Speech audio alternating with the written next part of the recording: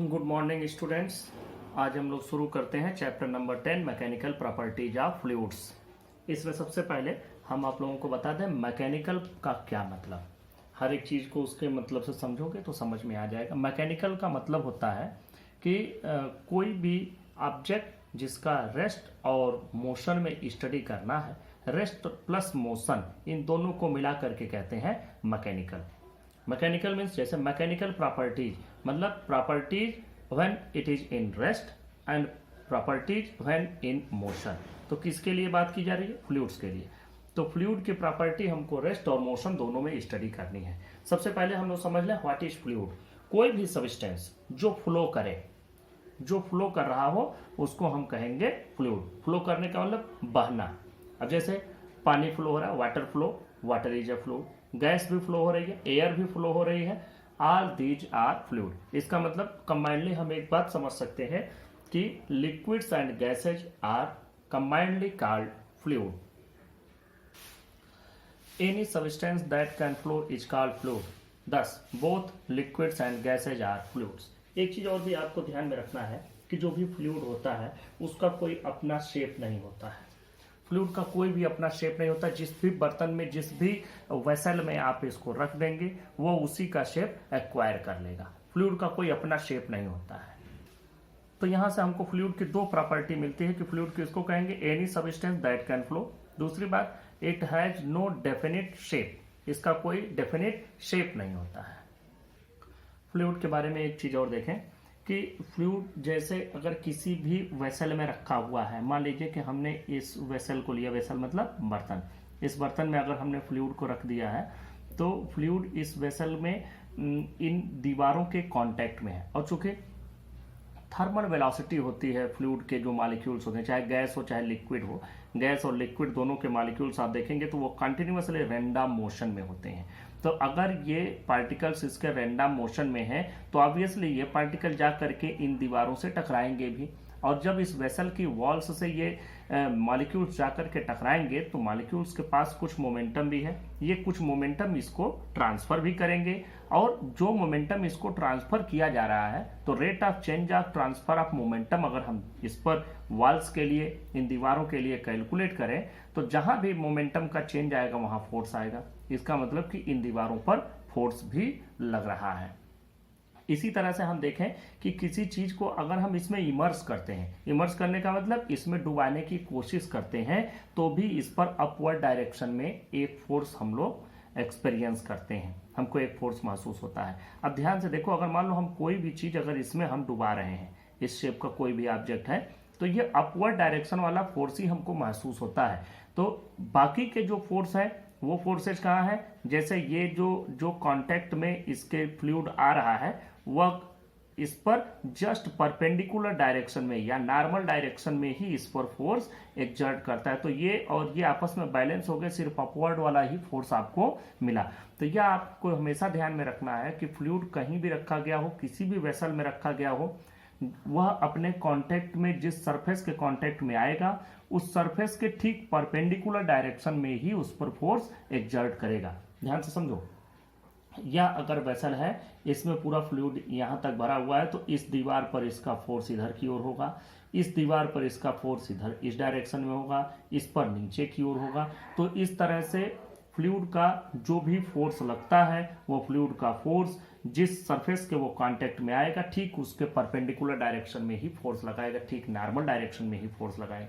कोई ऑब्जेक्ट अगर हम इसमें ऐसे रख दें, ध्यान से समझो, कोई भी ऑब्जेक्ट अगर हमने इसमें इस तरह से रखा है तो इस सरफेस पर ठीक इस डायरेक्शन में फोर्स लगेगा, इस सरफेस पर ठीक इस डायरेक्शन, मतलब जिस सरफेस के ये कांटेक्ट में आएगा उस सरफेस पर ठीक परपेंडिकुलर डायरेक्शन में फोर्स एक्सर्ट करेगा। और यह जिसके सरफेस के कांटेक्ट में आता है उसके नॉर्मल डायरेक्शन में जो फोर्स लगाता है उसको हम कहते हैं thrust. This is called fluid thrust. इसको भी लिख लेते हैं। देखो, the total normal force exerted by a fluid at rest on a surface in contact with it is called thrust of the fluid। दूसरी बात देखो कि थ्रस्ट तो हमको मिल गया, थ्रस्ट को मतलब फ्लूइड का जो फोर्स लगता है उसी को हम थ्रस्ट कहते हैं। थ्रस्ट कोई नई चीज नहीं आ गई है। थ्रस्ट मतलब फ्लूइड के द्वारा जो फोर्स लगाया जाए उसी को हम एक स्पेशल नाम देते हैं। चूंकि फ्लूइड के लिए हम स्टडी करते हैं तो फ्लूइड के लिए स्पेशली फ्लूइड से जो फोर्स लगता है उसको हम कहते हैं थ्रस्ट। अब देखो फ्लूइड का थ्रस्ट थोड़ा स्पेशल मैनर में इसलिए हो जाता है कि यह जिस सरफेस के कांटेक्ट में रहता है उस सरफेस के ठीक नॉर्मल डायरेक्शन में, ठीक परपेंडिकुलर डायरेक्शन में ही फोर्स एक्सर्ट करता है, इसीलिए इसको हम लोग एक अलग नाम दे देते हैं फ्लूइड थ्रस्ट या थ्रस्ट ऑफ अ फ्लूइड। दूसरी बात, अगर कहीं फोर्स लग रहा है तो फोर्स पर यूनिट एरिया जो लगता है उसको हम लोग कहते हैं प्रेशर। यहां भी वही चीज आ जाएगा, the thrust exerted by a fluid at rest per unit area of the surface in contact with it is called fluid pressure. यहां से एक बात हमेशा आपको ध्यान में रखनी है कि जो फ्लूइड थ्रस्ट होता है या फ्लूइड प्रेशर होता है, it is always perpendicular. Perpendicular के अलावा टेंजेंशियल डायरेक्शन में कोई भी फोर्स फ्लूइड एक्सर्ट नहीं करता है। अब आप इस चीज को अगर आप समझना चाहें तो इस तरह से समझ सकते हैं कि देखो यहां पर हमने अगर फ्लूइड रखा है और मान लो कि इसमें हमने कोई भी ऑब्जेक्ट इमर्स कर दिया, तो कोई भी ऑब्जेक्ट जब आप इसमें इमर्स करेंगे तो उस पर अपवर्ड डायरेक्शन में हम फोर्स एक्सपीरियंस करते हैं। अगर इस फोर्स की डायरेक्शन इसके अलावा टेंजेंशियल भी होता, देखो फोर्स तो हमको इस डायरेक्शन में लगता है, अपवर्ड डायरेक्शन में फोर्स लगता है, लेकिन अगर इस फोर्स की डायरेक्शन टेंजेंशियल या अदर कंपोनेंट इसके होते तो यह इसमें और भी फ्लो करना शुरू कर देता। ये इस पर और भी डायरेक्शन में फोर्स लगते, ये इसके साथ कहीं फ्लो करता, लेकिन ऐसा नहीं होता है। तो इसका मतलब हम मान सकते हैं कि फ्लूइड का जो भी थ्रस्ट होता है, प्रेशर होता है, it is always perpendicular to the surface in contact with it. जिस सरफेस के कॉन्टेक्ट में आएगा ठीक उसके परपेंडिकुलर ही फोर्स लगेगा। देखो मैंने बताया कि इस पर जो फोर्स लगता है वो हमेशा नॉर्मल डायरेक्शन में होता है, जिस सरफेस के कांटेक्ट में रहता है उसके नॉर्मल फोर्स लगाता है। इस चीज को हम प्रूव भी कर देते हैं। मान लो कि ये इसमें लिक्विड भरा हुआ है और इसके पॉइंट ए पर हम फोर्स कैलकुलेट करना चाहते हैं। हम क्या कर रहे हैं, मान लिया कि फोर्स इस पर नॉर्मल डायरेक्शन में न होकर के किसी इंक्लाइन डायरेक्शन में है। हमने लिखा let the force exerted by fluid at point A is F and is directed in an incline direction. ये हो गया। अब देखो इस डायरेक्शन में फोर्स है तो ऑब्वियसली इसका कुछ न कुछ रिएक्शन होगा ही।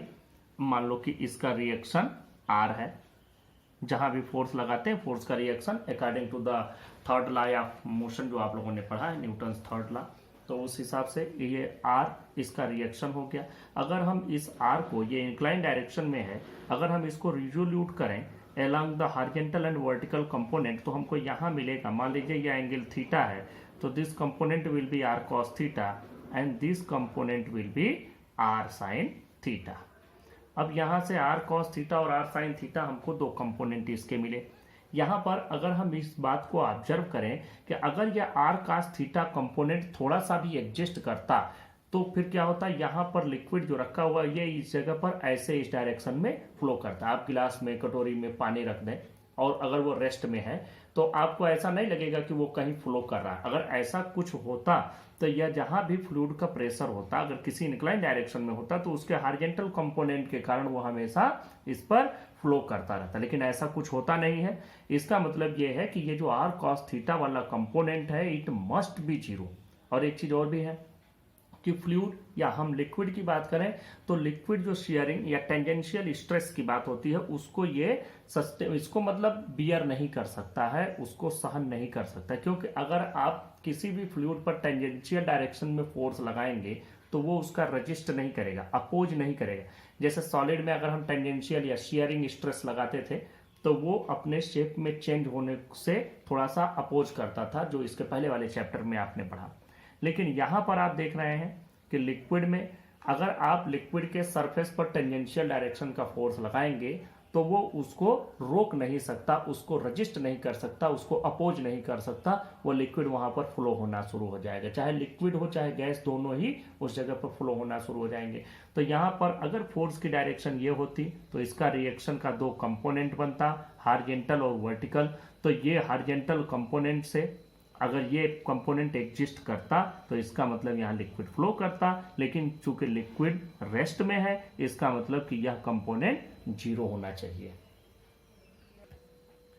Since the liquid is at rest at point A, thus horizontal or tangential component r cos theta must be 0. thus r cos theta is equal to 0. अगर ये 0 है तो इसका मतलब यहाँ से हमको क्या मिलता है कि cos थीटा भी 0 ही होगा और 0 cos 90 की वैल्यू होती है। इसका मतलब cos theta is equal to cos 90 degree और इसका मतलब कि theta is equal to 90 degree. और यहाँ से ये बात प्रूव हो गई कि जिस भी जगह पर ये फोर्स एक्सर्ट करेगा फ्लूइड, वह उस सरफेस के ठीक परपेंडिकुलर डायरेक्शन में ही होगा, ठीक नॉर्मल डायरेक्शन में ही होगा। Hence, a liquid always exerts force perpendicular to the surface in contact with it. ये बात यहाँ से कंफर्म हो गई।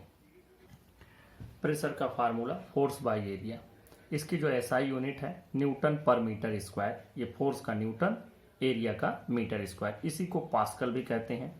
सीजीएस यूनिट में अगर आप बनाए इसको तो सीजीएस यूनिट आप देखें, सीजीएस यूनिट में फोर्स को हम मेजर करते हैं डाइन में, डाइन पर सेंटीमीटर स्क्वायर, ये इसका हो जाएगा। प्रेशर के कुछ और भी यूनिट होते हैं, जैसे ये तो हो गया एसआई यूनिट, ये सीजीएस यूनिट।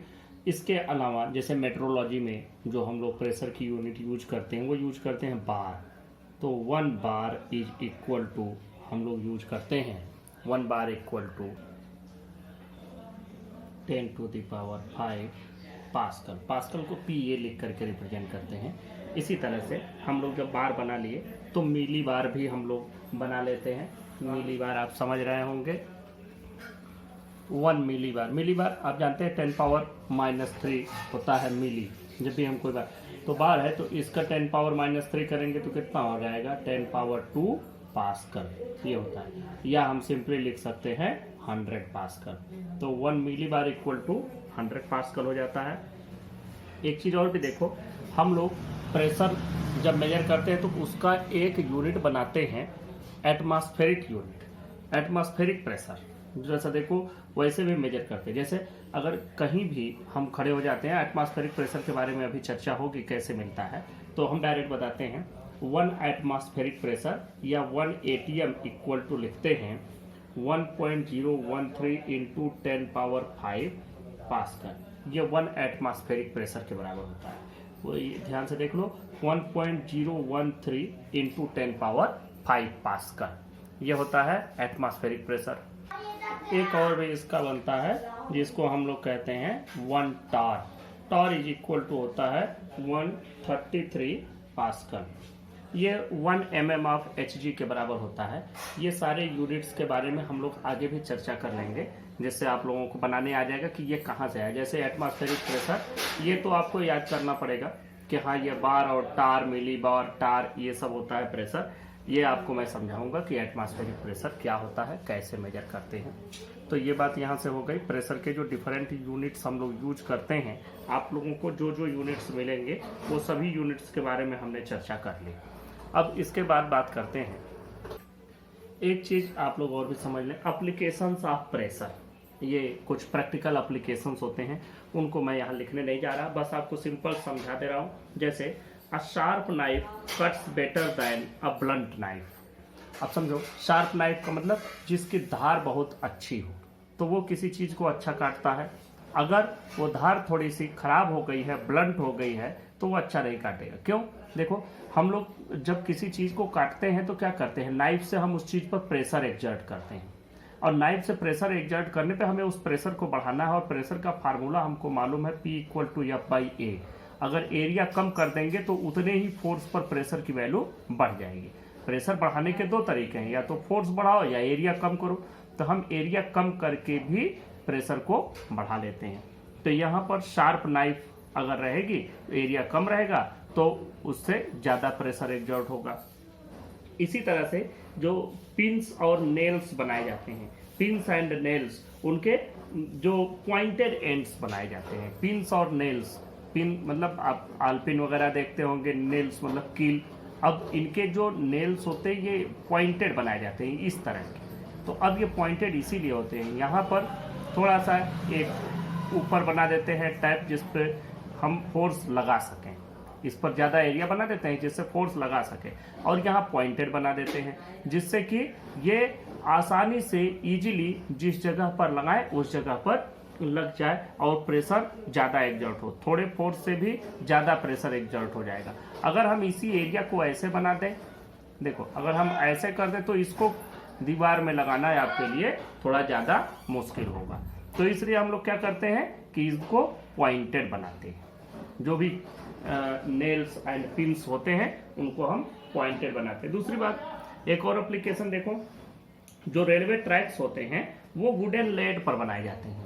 वुडन लेड, आजकल सीमेंटेड लेड बनाए जाते हैं कि जैसे ये ट्रैक्स इस तरह से बने हुए हैं, लेकिन आप देखेंगे तो बीच बीच में यहाँ पर इनको किस पर लगाते हैं, ये लकड़ी के पहले लगते थे, अब सीमेंटेड लगते हैं, कंक्रीट के बनाए जाते हैं ये इन पर। अब ये क्यों लगाए जाते हैं भाई, पटरियां तो हैं, लेकिन इसलिए इसको लगाया जाता है कि जिससे जो इस पर प्रेशर पड़े पूरी ट्रेन का, वो प्रेशर पूरा इधर भी ट्रांसफर हो जाए, और ये इसलिए इस एरिया को बढ़ा दिया जाता है। जिससे एरिया बढ़ाए रहेंगे तो इन पटरियों पर बहुत ज़्यादा प्रेशर अकेले नहीं पड़ने पाएगा, ये जमीन में धंसने ना पाए, टेढ़ी ना होने पाए, इसलिए हम इनको यहाँ पर वुडन स्लैब लगा देते हैं। और एक चीज़ और भी देखें, हम अगर सैंड पर चलें, जैसे डेजर्ट एरिया में हम अगर रेत पर चलते हैं तो रेत पर आपके लिए चलना मुश्किल है, क्योंकि आपके पैर धंसना शुरू हो जाते हैं, इसलिए कि हमारे बॉडी का वेट ज़्यादा है, मास ज़्यादा है, और जो हमारे पैरों का एरिया होता है वो एरिया थोड़ा कम है। अब इसी कंपैरिजन में अगर आप कैमल्स को देखेंगे, ऊंट आसानी से रेगिस्तान में चल लेते हैं, बिल्कुल डेजर्ट की सवारी होती है ऊंट, क्यों? क्योंकि उनके जो पैर होते हैं गद्देदार होते हैं और थोड़ा एरिया उनकी ज़्यादा होती है, तो उनकी एरिया ज़्यादा होती है। दूसरी बात, उनके 4 पैर होते हैं, तो 4 पैरों पर वो प्रेशर एग्जर्ट होता है, और उसमें भी अगर हम हॉर्स और कैमल ले लें तो हॉर्स नहीं चल सकते, क्योंकि उनका जो पैरों के नीचे की एरिया होती है कम होती है, तो प्रेशर उनका ज़्यादा हो जाता है क्योंकि एरिया कम है। लेकिन कैमल्स में, ऊँटों में क्या होता है, उनके पैरों की एरिया ज़्यादा होती है, इसलिए जो प्रेशर होता है वो घट जाता है और वो आसानी से डेजर्ट एरिया में रेत पर, सैंड पर चल सकते हैं। ये these are some practical applications. तो ये प्रैक्टिकल एप्लीकेशंस और ये यूनिट्स ये आपको समझ में आ गए होंगे।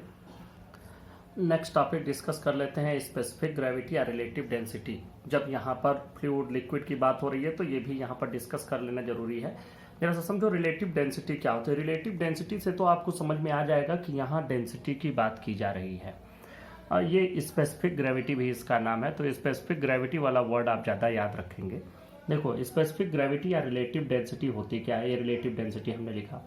देखो वाटर हर जगह अवेलेबल है, और अगर हम प्योर वाटर की बात करें, ड्रिंकिंग वाटर जो हम यूज करते हैं, तो जो डेंसिटी आपकी वो इंडिया में है वही डेंसिटी आपको लगभग थोड़े मोड़े वेरिएशन के साथ, और अगर प्योर वाटर की बात करें तो आपको हर जगह उसकी डेंसिटी एक जैसी ही मिलेगी, चाहे किसी भी कंट्री में, कहीं भी, किसी भी रीजन में आप हों। तो हम लोग क्या करते हैं, किसी भी चीज़ की density in relation to the density of water calculate करते हैं और उसी को नाम देते हैं रिलेटिव डेंसिटी। रिलेटिव डेंसिटी का फार्मूला है, जिस ऑब्जेक्ट या मटेरियल की डेंसिटी आपको कैलकुलेट करनी हो, divided by density of water at 4 degree centigrade. यहाँ हम लोग यह ध्यान रखते हैं, वाटर की डेंसिटी टेम्परेचर के साथ वेरी करती है, तो अलग अलग टेम्परेचर पे इसकी डेंसिटी आपको चेंज मिलेगी, इसलिए हम लोग इसकी डेंसिटी 4 डिग्री सेंटीग्रेड पे कैलकुलेट करते हैं, क्योंकि 4 डिग्री सेंटीग्रेड पे वाटर की डेंसिटी मैक्सिमम होती है। इसके बारे में ये एक वाटर का बिहेवियर है, इसको हम नेक्स्ट चैप्टर में स्टडी करेंगे कि density of water at 4 degree centigrade क्या कितना होता है। तो ये रिलेटिव डेंसिटी हो गई। नेक्स्ट टॉपिक पर बात करते हैं पास्कल्स लॉ। देखो पास्कल ने सबसे ज़्यादा रिसर्च किए थे और स्टडी किया था प्रेशर को, इसीलिए जो प्रेशर का हम लोग यूनिट बनाते हैं वो उनके ऑनर में पास्कल ही रखा गया है। अब देखो पास्कल्स लॉ में क्या कहा गया है, पास्कल्स लॉ में ये कहा गया है कि किसी भी फ्लूइड के अंदर किसी भी पॉइंट पर अगर हम प्रेशर कैलकुलेट करें और ग्रेविटी के इफेक्ट को नेगलेक्ट कर दें तो लिक्विड के अंदर हर सभी पॉइंट पर प्रेशर सेम होगा। फिर से समझो, कहीं भी लिक्विड भरा हुआ है और उस लिक्विड के अंदर हर जगह प्रेशर हम कैलकुलेट करें तो हमको एक ही प्रेशर मिलेगा, लेकिन कंडीशन क्या है कि ग्रेविटी के इफेक्ट को नेगलेक्ट कर दिया जाए।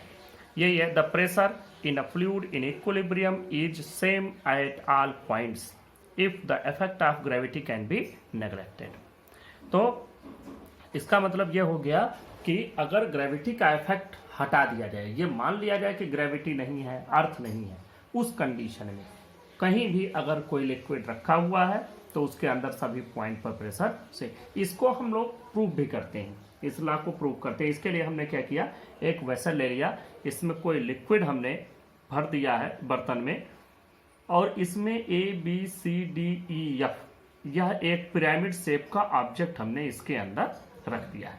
इसमें एक बात और भी है कि ये पास्कल लॉ लिक्विड रेस्ट में है तब के लिए है, लिक्विड फ्लो में हो तब की बात नहीं की जा रही, लिक्विड रेस्ट में है तब जो प्रेशर लगेगा उसकी बात की जा रही है। अब इसमें इसको हमने रख दिया है ABCDEF को, और यह जो हमने पिरामिड शेप का ऑब्जेक्ट रखा है ये इतना छोटा है, ऐसे बनाने के लिए तो हमने बड़ा बनाया है, लेकिन बहुत ज़्यादा वाटर में बहुत छोटा सा ये ऑब्जेक्ट है, इतना छोटा है कि इसके हर एक पॉइंट को एक सेम हाइट पर या सेम डेप्थ पर हम लोग मान सकते हैं कि यह टॉप से सेम डेप्थ पर इसका हर एक पॉइंट, जैसे डी आपको ऊपर दिख रहा है कि ये थोड़ा नज़दीक है, लेकिन डी और ये जो ई पॉइंट है हम सभी पॉइंट्स को सेम डेप्थ पर मान सकते हैं, because the object is very small. तो अब हम लोग नेक्स्ट इसमें कैलकुलेट करते हैं कि कैसे हम लोग इसमें प्रेशर हमको मिलेगा। तो पहले हम ये चीज़ें लिख देते हैं।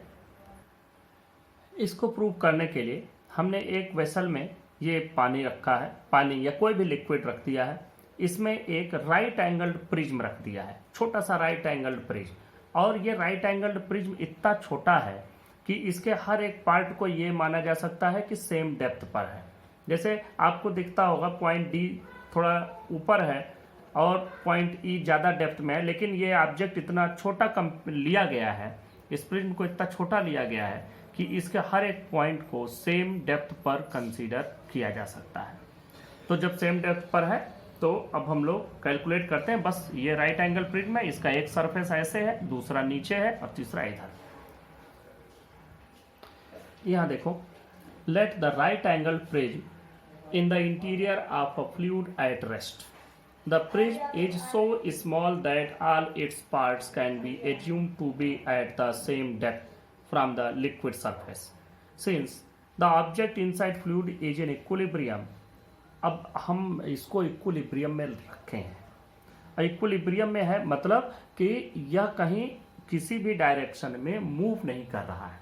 और जनरली अगर हम किसी भी चीज़ को अगर हम ऐसा कोई ऑब्जेक्ट ले करके अगर किसी लिक्विड में इमर्ज कर ही दें तो हम क्या पाते हैं कि वो उसमें एक जगह जा करके रुका हुआ है, और अगर बीच में कहीं रुक जाता है कि थोड़ा सा डूबा हुआ है तो भी हम देखते हैं कि वो उस जगह पर रुका हुआ है। अगर लिक्विड जिसमें हमने इसको इमर्स किया है, डुबोया है, अगर वह मूव नहीं कर रहा है, उसमें कोई मोशन नहीं है, तो यह ऑब्जेक्ट भी रेस्ट में रहता है। रेस्ट में रहने का मतलब कि इस पर जितने भी फोर्सेज लग रहे हैं सभी बैलेंस्ड हैं, मतलब जितने हॉरिजॉन्टल में लेफ्ट टू राइट है उतने राइट टू लेफ्ट है, जितने अप टू डाउन है उतने डाउन टू अप भी हैं। देखो इस पर जो फोर्सेज लग रहे हैं, इस फेस पर जो फोर्स लग रहा है इसको हमने नाम दिया है FB, इसको FA, इसको FC।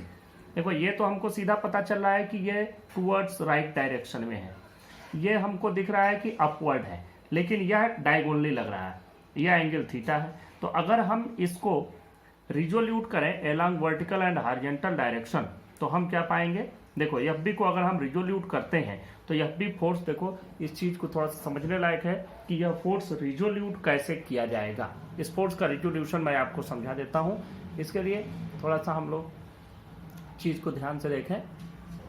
इसके लिए हम देखते हैं कि ये सरफेस ऐसा है, हम इस वाले सरफेस की ही बात कर रहे हैं, इन दोनों फोर्सेज की बात नहीं की, ये तो दोनों हैं ही, एक हॉरिजॉन्टल में है और ये एक वर्टिकली अपवर्ड है। हम इसकी बात करें जो फोर्स इस पर लग रहा है, तो अब देखो यह सरफेस ऐसे है और इस पर जो फोर्स लग रहा है वह इस डायरेक्शन में लग रहा है। सरफेस ऐसे है और फोर्स की डायरेक्शन ये है। तो अगर हम सरफेस को थीटा एंगल पर रिजोल्यूट करेंगे तो यहाँ पर इसकी वैल्यू आएगी, ये फोर्स ऐसे हो जाएगा और तब इस फोर्स की वैल्यू हो जाएगी F cos थीटा। जनरली जब हम फोर्स किसी को रिजोल्यूट करते हैं, जैसे यह फोर्स F है, अगर हम इसको थीटा एंगल पर यहाँ रिजोल्यूट करें तो हमको इसका कंपोनेंट मिलता है F cos थीटा। लेकिन यहाँ पर कंडीशन थोड़ी सी चेंज है, यहाँ पर कंडीशन ये है कि फोर्स ऐसे है, ये कोई इंक्लाइंड हो गया, फोर्स ऐसे है, तो जब हम इसको थीटा एंगल पर रिजोल्यूट करेंगे तो फोर्स जब यहाँ पर है तो थीटा पर जो इसका रिजोल्यूटेड कंपोनेंट है या कॉस थीटा वो ऐसे हो जाएगा। यहाँ पर इस कंडीशन में देखें यह सरफेस ऐसा है, फोर्स इस पर इस तरह से लग रहा है यफ, तो जब हम रिजोल्यूट करेंगे तो यहाँ पर जो इसका कंपोनेंट आएगा थीटा एंगल पर वो बिल्कुल ऐसे यहाँ पर इस तरह से हो जाएगा। तो ये वाला फोर्स हमको यहाँ मिलेगा और ये कंपोनेंट हमको क्या मिलेगा, एफ कॉस थीटा। तो यहाँ वाला जो कंपोनेंट इसका आएगा इस डायरेक्शन में वो हो जाएगा एफ कॉस थीटा। और अगर इसी का हम वर्टिकल कंपोनेंट ऐसे लेते हैं तो फिर जैसे ही यह पूरी लाइन इस तरह से होगी तो इस पर जो फोर्स लगा हुआ है ये फोर्स आपको इस तरह से मिलने लगेगा और ये वैल्यू हो जाएगी, अगर हम इसको एफ बी लिए हैं तो ये वैल्यू हो जाएगी एफ बी साइन थीटा। तो हम क्या देखते हैं कि F B cos theta downward आएगा, F B sign theta towards left आएगा। और चूंकि ये जो ऑब्जेक्ट है या रेस्ट की कंडीशन में है, अगर रेस्ट या इक्विलिब्रियम में है इसका मतलब all the forces towards right must be equal to all the forces towards left and all the downward forces must be equal to all upward forces। ये चीज सिर्फ रिजोल्यूशन ही समझाना था कि जनरली हम रिजोल्यूट करते हैं तो ऐसे करते हैं, लेकिन यहाँ पर कंडीशन थोड़ी सी चेंज है। यहाँ पर जिस सरफेस पर है उस सरफेस को जब हम रिजोल्यूट करेंगे तो इसका कास वाला कंपोनेंट हमको डाउनवर्ड मिलेगा और साइन वाला कंपोनेंट हमको टुवर्ड्स लेफ्ट या हॉरिजॉन्टल डायरेक्शन में मिलेगा।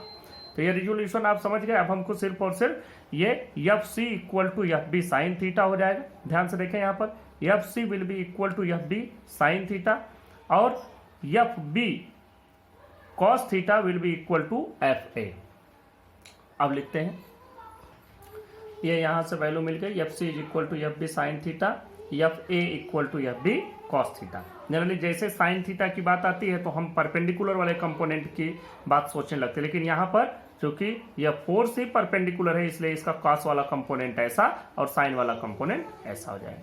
तो ये हो गया इक्विलिब्रियम में ये फोर्सेज बैलेंस्ड हो गए। अब फ्रॉम ज्योमेट्री अगर देखो इस सरफेस को या बी जिस पर फोर्स लगा इस सरफेस का नाम हम बी दे दें, इस सरफेस का नाम हम सी दे दें और इस सरफेस का नाम ए दे दें, स्मॉल ए, तो जो इसकी एरिया होगी एरिया भी इसी तरह से हमको कंपोनेंट के फॉर्म में मिल सकती है। मतलब देखो जो इसकी एरिया आएगी इसको देखें, area of C can be taken as area of B sign theta and area of A surface A can be taken as area of B cos theta. ये हम ज्योमेट्री से ये भी पा सकते हैं, इसको प्रूव करने की जरूरत नहीं कैसे इतना होता है, बस ये जान लेना हाँ ये होता है। अब हम क्या करेंगे एफ सी को इससे डिवाइड कर देंगे, F C divided by A C equal to इसको डिवाइड करेंगे F B sign theta divided by A B sign theta. तो यहाँ से आपको मिलेगा F B by A B, क्योंकि ये साइन थीटा कैंसिल हो जाएगा तो हमको क्या मिला एफ सी बाई ए सी। तो मतलब कह सकते हैं pressure at surface C equal to pressure at surface B. Similarly अगर आप इसको देखें यहाँ से F A by A equal to F B cos theta divided by यहाँ से ए बी कॉस थीटा। और यहाँ से आपको जो वैल्यू मिलेगी ये मिलेगी pressure at side A equal to pressure at side B. ये देखो pressure at side B equal to pressure at C और यही चीज है ए के भी बराबर, मतलब बी पर जो प्रेशर लग रहा है वह प्रेशर एट साइड ए भी के भी इक्वल है और प्रेशर एट साइड सी के भी इक्वल है। Therefore pressure at side A equal to pressure at side B equal to pressure at side C. तो यहाँ से यह चीज प्रूव हो जाती है और this is the proof of Pascal's law. यह प्रूफ क्या आपको बता रहा है, यहाँ से आपको एक बात समझ में आ रही है कि लिक्विड के अंदर जो प्रेशर हमको मिल रहा है वह प्रेशर जो भी साइड्स हैं एक तो उन सभी पर परपेंडिकुलर है, ये तो पहले ही हम लोग जान चुके हैं, और यहाँ से हर एक साइड पर प्रेशर सेम लग रहा है। यहाँ हम ये बात समझ पा रहे हैं कि लिक्विड के अंदर जो प्रेशर है वो सभी डायरेक्शन में सेम है। और अगर कहीं लिक्विड के अंदर सभी डायरेक्शन में सेम प्रेशर है तो मतलब हम ये मान सकते हैं कि प्रेशर का कोई डायरेक्शन डेफिनेट नहीं है। यहाँ से इस बात को खूब ध्यान से समझ लेना कि यहाँ पर जब भी कहीं लिक्विड के अंदर प्रेशर पड़ता है तो वह सभी डायरेक्शन में इक्वली डिस्ट्रीब्यूट होता है।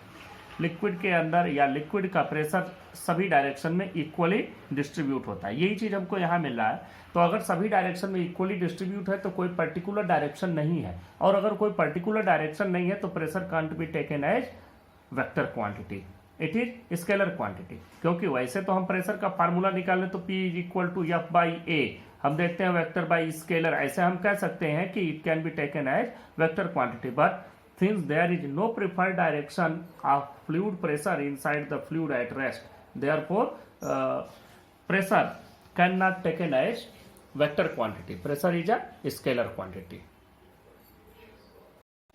नेक्स्ट टॉपिक हम लोग देखते हैं experimental verification of Pascal's law.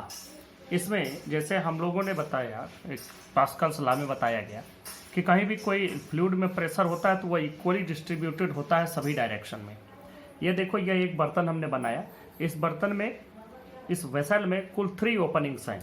एक ओपनिंग इस बाहर की ओर है। इन तीनों में पहली बार कि सभी में फ्रिक्शनलेस पिस्टन लगा हुआ है, एज्यूम किया गया है फ्रिक्शनलेस पिस्टन। अब देखो, इसकी एरिया ए है, इसकी एरिया A/2 और इसकी एरिया 2A। अब क्या किया गया कि इस पर एक फोर्स एक्सर्ट किया गया। जो ये पिस्टन है जिसकी एरिया ए है, इस पर एक फोर्स एक्सर्ट किया गया या, तो ये पाया गया कि जो ये फ्रिक्शन, ये वाला पिस्टन और ये वाला पिस्टन, इन दोनों को फिर स्टैटिक कंडीशन में बनाए रखने के लिए, मतलब ये आपस में मूव न कर जाए, इसके लिए इस पर फोर्स लगाना पड़ा 2F, यहाँ पर हमको 2F फोर्स लगाना पड़ा और इस पर हमको F/2 फोर्स लगाना पड़ा। तो यहाँ से ये जो पास्कल्स लॉ है ये वेरीफाई हो गया।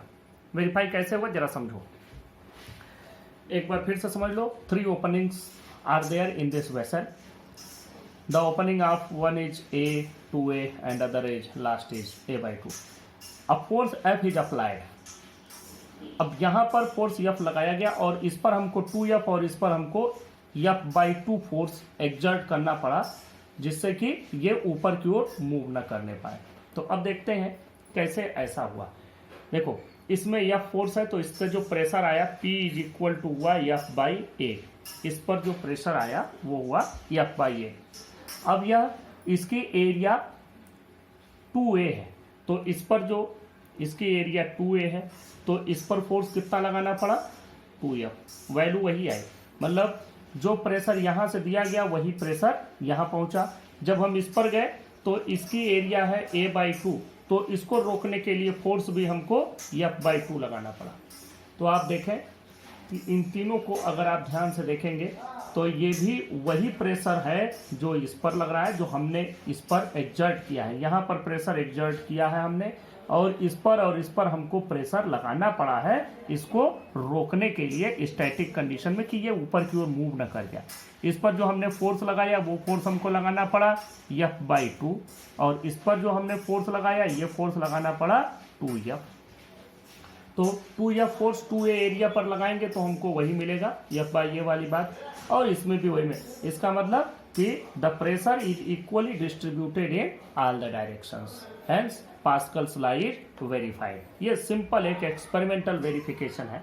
There is no need to write down it on your notebook. बस ये है, आपके माइंड में ये कॉन्सेप्ट आ जाना चाहिए, what is Pascal's law and how to verify it experimentally.